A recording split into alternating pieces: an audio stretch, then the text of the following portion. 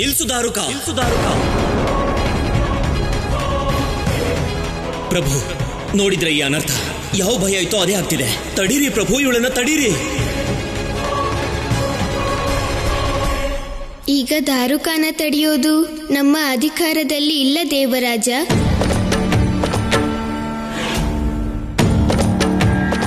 ಯಾಕಂದ್ರೆ ಈಗ ಕಲ್ಪವೃಕ್ಷ ದಾರುಕಾಗೆ ಸೇರಿದೆ. ಅವರಿಗೆ ಅವ್ರ ಅಧಿಕಾರ ಪ್ರಯೋಗ ಮಾಡೋ ಪೂರ್ತಿ ಅಧಿಕಾರ ಇದೆ.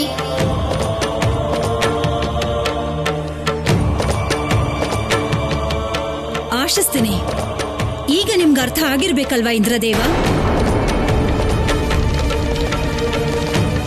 ನೀನು ಈ ರೀತಿ ಮಾತಾಡೋ ಸಮಯ ಅಲ್ಲ ದಾರುಕ. ನಿನಗೆ ಏನ್ ಬೇಕೋ ಅದನ್ನ ಕೇಳು. ಈ ಕಲ್ಪವೃಕ್ಷ ಈಗ ನಿಂದು.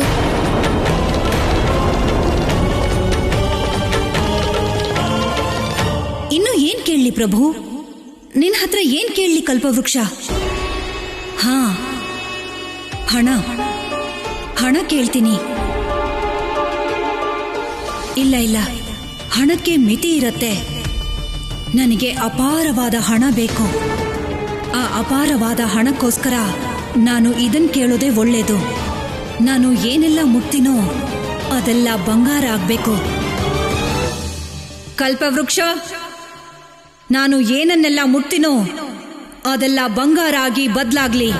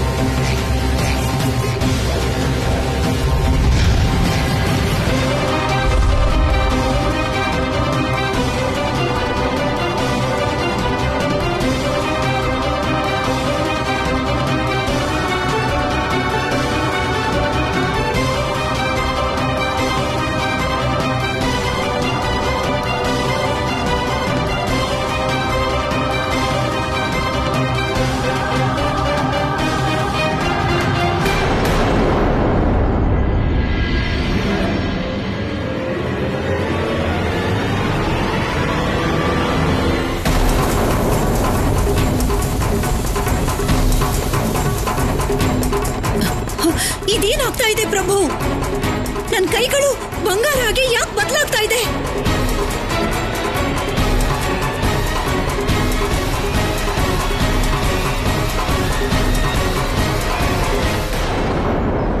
ಕಲ್ಪವೃಕ್ಷ ನೀನ್ ಕೇಳಿರೋ ವರನ ಕೊಟ್ಟು ಪೂರ್ತಿ ಮಾಡಿ ಅದ್ರ ಕರ್ತವ್ಯನ ಪಾಲನೆ ಮಾಡಿದೆ. ಈಗ ನಿನ್ನ ಪೂರ್ತಿ ಶರೀರನು ಬಂಗಾರ ಆಗ್ಬಿಡತ್ತೆ ದಾರುಕ. ಇಲ್ಲ ಪ್ರಭು, ಇದನ್ನ ತಡಿರಿ. ನಿರ್ಜೀವಿ ಆಗೋದಕ್ಕೆ ನನಗೆ ಇಷ್ಟ ಇಲ್ಲ. ನಾನು ಬಂಗಾರ ಆಗೋದು ನನಗಿಷ್ಟ ಇಲ್ಲ. ಇದನ್ನ ತಡಿರಿ. ನಾನೀಗ ಏನೂ ಹೇಳೋಕ್ಕಾಗೋದಿಲ್ಲ ದಾರುಕ. ಮತ್ತೆ ಏನೂ ಮಾಡೋಕ್ಕೂ ಸಾಧ್ಯ ಇಲ್ಲ. ನೀವು ನಿಮ್ಮ ಆಸೆನ ಸ್ವತಃ ಹೇಳಬೇಕು ಕಲ್ಪವೃಕ್ಷಕ್ಕೆ.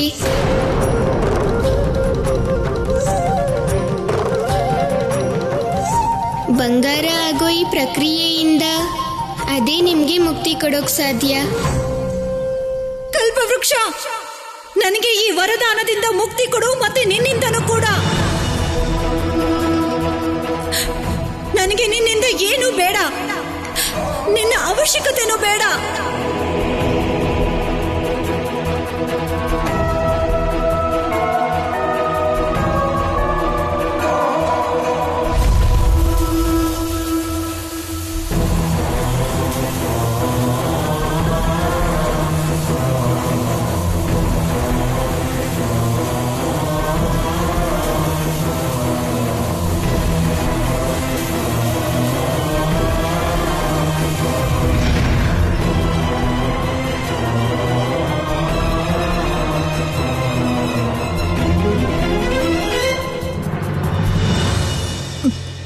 ಪ್ರಭು, ನನ್ನನ್ನು ಕ್ಷಮಿಸಿ ಪ್ರಭು. ನನಗೆ ಅರ್ಥ ಆಗಿದೆ. ಏನ್ ಸಿಗ್ಬೇಕೋ ನಮಗೆ ಅದೇ ಸಿಗೋದು. ಲೋಭದಿಂದ ಸಿಗುವಂತ ವಸ್ತು ಕೇವಲ ಕಷ್ಟಕ್ಕೆ ಕಾರಣ ಆಗತ್ತೆ. ಮತ್ತೆ ಈಗ ನನ್ಗೆ ಇದು ಕೂಡ ಅರ್ಥ ಆಗಿದೆ.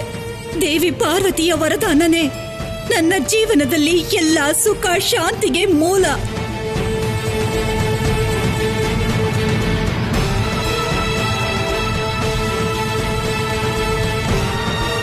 ನನ್ನನ್ನ ಕ್ಷಮಿಸ್ಬಿಡಿ ದೇವಿ ಪಾರ್ವತಿ. ನೀವ್ ಕೊಟ್ಟಿರೋ ವರದಾನನ ನಾನು ದುರುಪಯೋಗ ಪಡಿಸ್ಕೊಂಡೆ. ಆ ತಪ್ಪಿಗೆ ನನ್ನನ್ನ ಕ್ಷಮಿಸ್ಬಿಡಿ ದೇವಿ ಪಾರ್ವತಿ. ಕ್ಷಮಿಸ್ಬಿಡಿ, ಕ್ಷಮಿಸ್ಬಿಡಿ.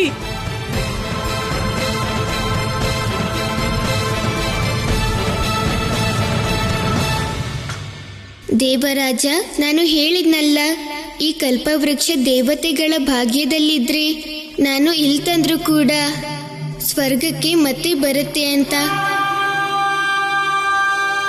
ನೀವು ಈಗ ಇದನ್ನ ಸ್ವರ್ಗಕ್ಕೆ ತಗೊಂಡು ಹೋಗಿ ದೇವರಾಜ.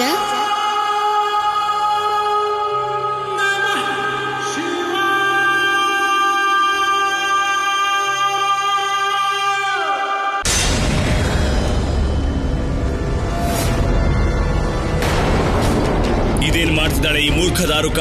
ಕೈಗೆ ಬಂದಿರೋ ಕಲ್ಪವೃಕ್ಷನ ಅವ್ರಿಗೆ ಯಾಕೆ ಕೊಡ್ತಾ ಇದ್ದಾಳೆ? ನಮ್ಮ ಸೌಭಾಗ್ಯಕ್ಕೆ ಮಸಿ ಬೆಳೆದಿದ್ದಾಳೆ ಅವಳು ಅಣ್ಣ. ನಮ್ ಕನ್ಸು ಕನ್ಸಾಗೆ ಉಳಿತು.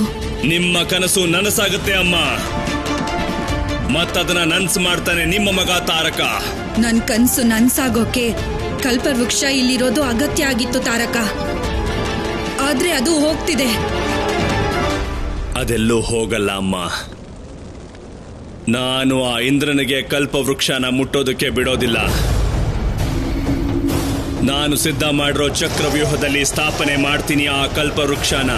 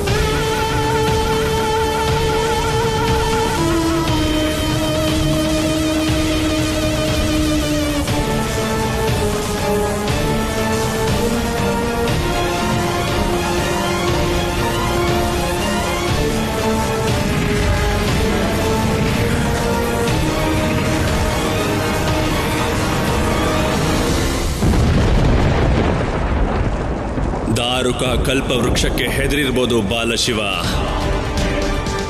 ಆದ್ರೆ ತ್ರಿಲೋಕ ವಿಜೇತ ತಾರಕಾಸುರ ಅಲ್ಲ. ಆ ಕಲ್ಪವೃಕ್ಷ ಇನ್ನು ಅಸುರರಿಗೆ ಸೇರೋದನ್ನ ಯಾರೂ ತಡೆಯೋದಕ್ಕಾಗೋದಿಲ್ಲ. ಬಾಲಶಿವ ಆಗಿರೋ ನೀನು ಅಥವಾ ಯಾವುದೇ ದೇವತಾ ಶಕ್ತಿಗಳು.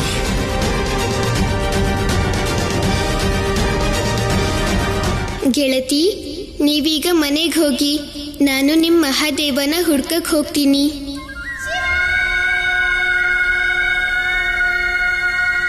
ಹುಡ್ಕೋಕ್ ಹೋಗ್ಬೇಡಿ ಗೆಳೆಯ. ಯಾಕೆ ಗೆಳತಿ? ಯಾಕಂದ್ರೆ ನಿಮ್ಗೆ ಅವ್ರನ್ನ ಹುಡ್ಕೋದಕ್ಕಾಗಲ್ಲ. ನಿಮ್ಮ ಪ್ರಯತ್ನ ವ್ಯರ್ಥ ಆಗತ್ತೆ. ನೀವು ಹೀಗೆ ಕೇಳ್ತಾ ಇದ್ದೀರಾ? ಕಾರಣ ಇದೆ ಗೆಳೆಯ. ನನಗೆ ಹೇಳಿ. ನಿಮಗೆ ನನ್ನ ಮಹಾದೇವನ ಬಗ್ಗೆ ಹೆಚ್ಚು ಗೊತ್ತಿಲ್ಲ. ಅದಷ್ಟೇ ಅಲ್ಲ, ನಾವು ಅವ್ರನ್ನ ಹುಡ್ಕೋದಕ್ಕಾಗಲ್ಲ. ಅವರೇ ಸಿಗ್ಬೇಕು.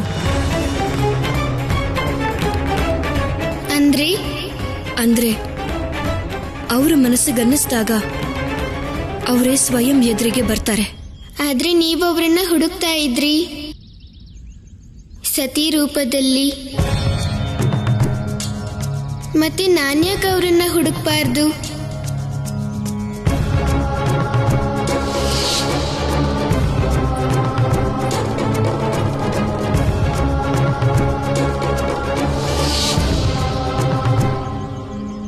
ನಿಮ್ಮ ಪ್ರಶ್ನೆಗೆ ಉತ್ತರನ ನೀವೇ ಕೊಟ್ಟಿದ್ದೀರಾ ಗೆಳೆಯ.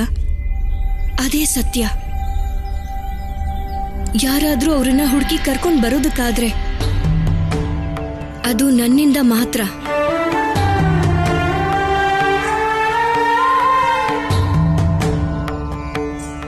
ಸರಿ, ನೀವು ನಿಮ್ಮ ಗೆಳೆತನನ ನಿಭಾಯಿಸಿದ್ದೀರಾ.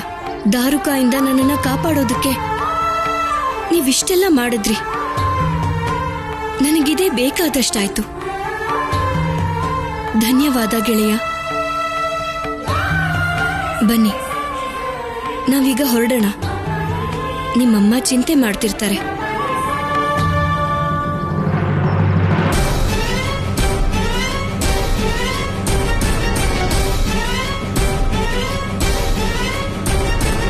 ನಾನು ಆದಷ್ಟು ಬೇಗ ಈ ಕಲ್ಪವೃಕ್ಷನ ಸುರಕ್ಷಿತವಾಗಿ ಸ್ವರ್ಗಕ್ಕೆ ಸೇರಿಸಬೇಕು.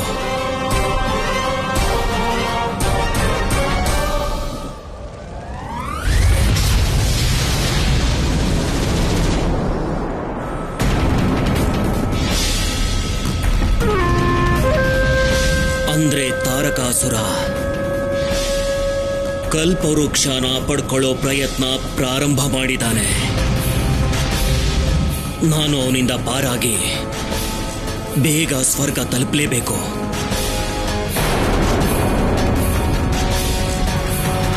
ಕಲ್ಪವೃಕ್ಷ ಅಪಾಯದಲ್ಲಿದೆ.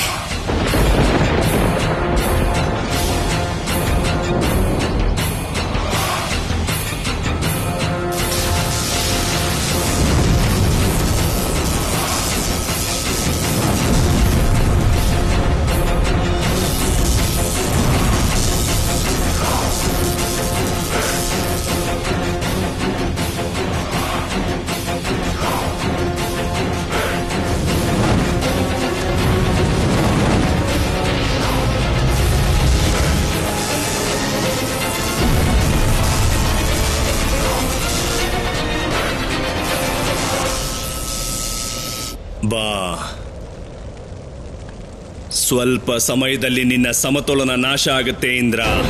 ನಿನ್ನ ವಾಹನ ಮತ್ತೆ ಆ ಕಲ್ಪವೃಕ್ಷ ನಾನು ಮಾಡಿರೋ ಚಕ್ರವ್ಯೂಹಕ್ಕೆ ಬಂದು ಬೀಳುತ್ತೆ. ಆಗ ಕಲ್ಪವೃಕ್ಷದ ಮೇಲೆ ನನ್ನ ಅಧಿಕಾರ ಇರತ್ತೆ.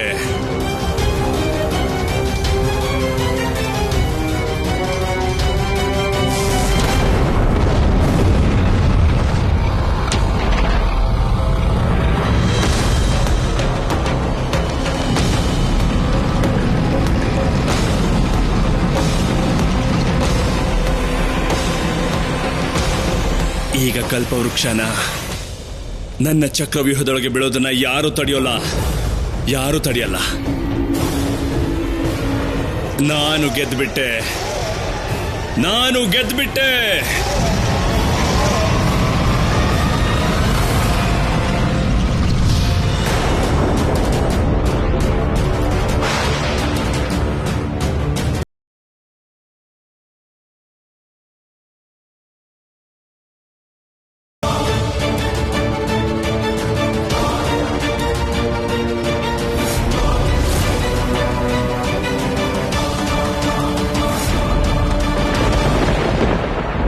ತಾರಕಾಸುರನ ಚಕ್ರವ್ಯೂಹ ಕಲ್ಪವೃಕ್ಷನ ಸೆಳೀತಾ ಇದೆ. ನಾವು ತಕ್ಷಣ ಏನಾದ್ರೂ ಮಾಡಬೇಕು. ಇಲ್ದಿದ್ರೆ ಒಂದ್ಸಲ ಕಲ್ಪವೃಕ್ಷ ಚಕ್ರವ್ಯೂಹಕ್ಕೆ ಸಿಕ್ಕಾಕೊಂಡ್ರೆ ಅದು ಶಾಶ್ವತವಾಗಿ ಅಸುರರ ಪಾಲ ಆಗತ್ತೆ. ದೇವಿ, ಈ ಅನರ್ಥನ ಕೇವಲ ಮಹಾದೇವ ಮಾತಾಡಿ. ಬಾಲಶಿವ, ಬಾಲಶಿವ ಎಲ್ಲಿ ಹೋದ್ರು? ಈಗೇನಾಗತ್ತೆ? ಚಿಂತೆ ಮಾಡಬೇಡಿ ದೇವಿ. ಮಹಾದೇವ ಖಂಡಿತ ಕಲ್ಪವೃಕ್ಷದ ರಕ್ಷಣೆಗೆ ಹೋಗಿದ್ದಾರೆ. ಸ್ವರ್ಗದಿಂದ ಅವರೇ ಅದನ್ನ ತಂದಿದ್ದಾರೆ. ಆದ್ರಿಂದ ಅದನ್ನ ಕಾಪಾಡೋ ಕರ್ತವ್ಯ ಕೂಡ ಅವರದ್ದೇ ಆಗಿರುತ್ತೆ.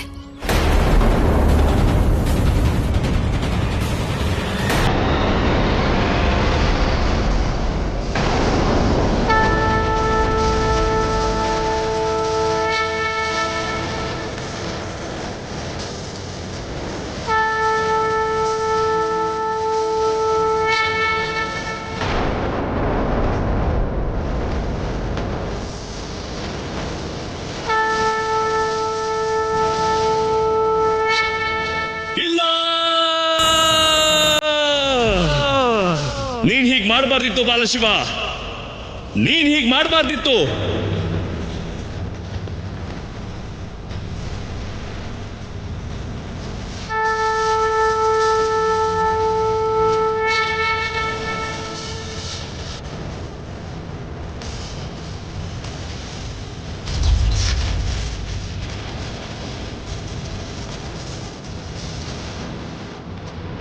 ಗೆಳೆಯ ಶಿವ ಕಲ್ಪವೃಕ್ಷನ ಕಾಪಾಡ್ಬಿಟ್ಟ.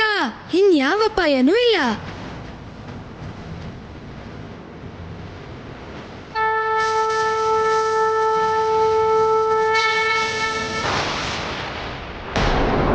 ಬಾಲಶಿವ,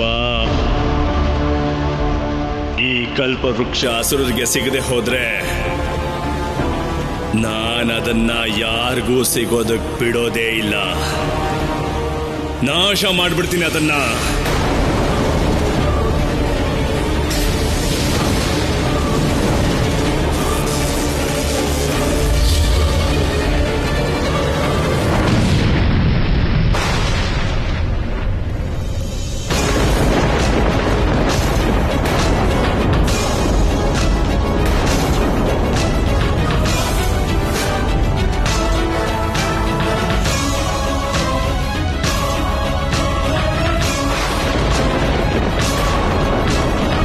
ಅನರ್ಥ ಆಯ್ತು. ನಾಶ ಮಾಡ್ದ. ಕಲ್ಪವೃಕ್ಷನ ಕಡೆಗೂ ನಾಶ ಮಾಡೇ ಬಿಟ್ಟ. ಕೊನೆಗೂ ಕಲ್ಪವೃಕ್ಷನ ನಾಶ ಮಾಡ್ದೆ ನಾನು.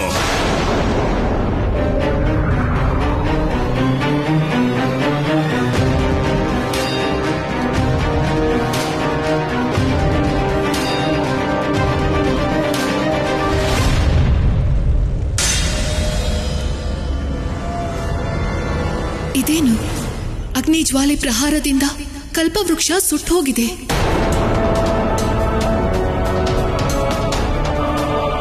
ಕಲ್ಪವೃಕ್ಷ ಹೀಗೆ ಸುಟ್ಟಿರೋದು ತುಂಬಾ ಅಶುಭ. ಜಗತ್ತಿನ ಮೇಲೆ ಯಾವುದೋ ದೊಡ್ಡ ಅಪಾಯ ಬರ್ತಿರೋ ಸಂಕೇತ ಇದು. ತ್ರಿಮೂರ್ತಿಗಳು ಇಲ್ಲದೆ ಇರ್ಬೇಕಾದ್ರೆ ಈ ಜಗತ್ತು ಈ ಅಪಾಯನ ಹೇಗೆ ಎದುರಿಸುತ್ತೆ? ಕಲ್ಪವೃಕ್ಷ, ನನ್ನನ್ನ ಕ್ಷಮಿಸು. ನಾನು ನಿನ್ನನ್ನ ನಾಶ ಆಗ್ತಿರೋದ್ರಿಂದ ಕಾಪಾಡೋಕ್ಕಾಗಲ್ಲ. ದುಃಖ ಬೇಡ ಪ್ರಭು, ನಾನು ಮತ್ತೆ ಸರಿಯಾಗೋ ಪ್ರಯತ್ನ ಮಾಡ್ತೀನಿ. ನೀವು ನನ್ನ ಬೇಗ ನನ್ನ ಸ್ಥಾನಕ್ಕೆ ಸೇರಿಸ್ಬಿಡಿ.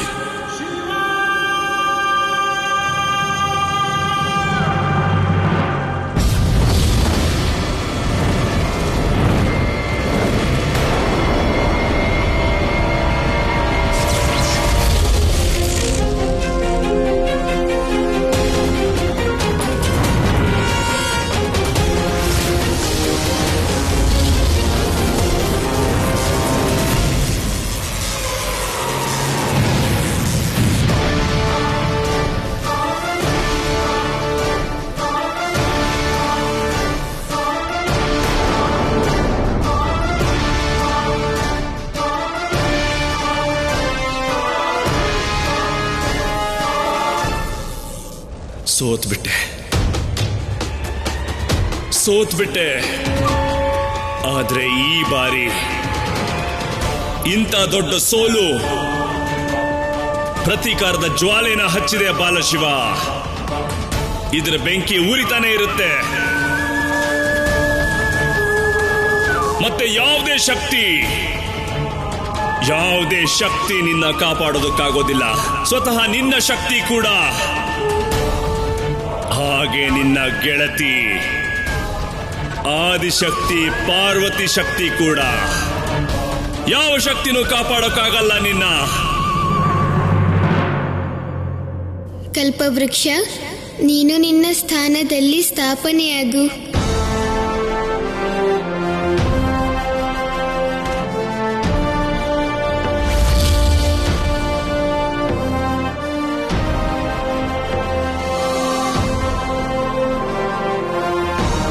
ಪ್ರಭು,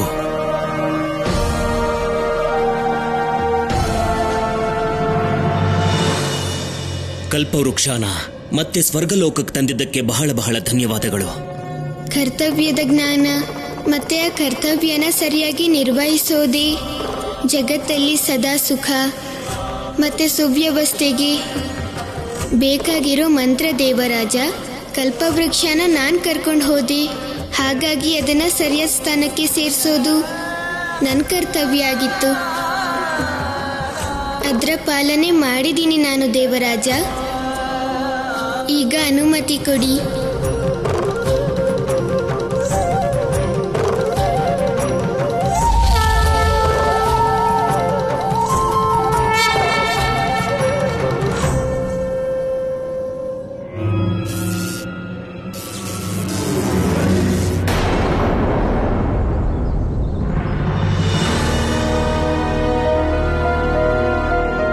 ಅಮ್ಮ,